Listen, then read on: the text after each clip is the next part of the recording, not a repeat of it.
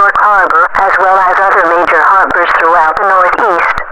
These vessels match the historical profiles of ships that vanished or sank more than a century ago, yet they have somehow returned fully intact, but completely uncrewed. Initial reconnaissance indicates that these ships are carrying large reinforced containment cages, many of which hold ancient sea creatures once believed to be extinct.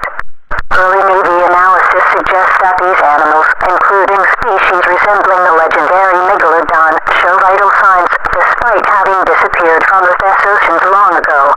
The origin of these creatures, and how they came to be aboard these vessels, is currently unknown. At this time, there is no confirmed threat to inland communities, but the presence of these ships poses unpredictable risks. All residents are strongly advised to stay off beaches, docks, and coastal waters immediately. Naval and Coast Guard units are securing affected areas and conducting further investigation. Remain calm and stay tuned to the station for official updates as this situation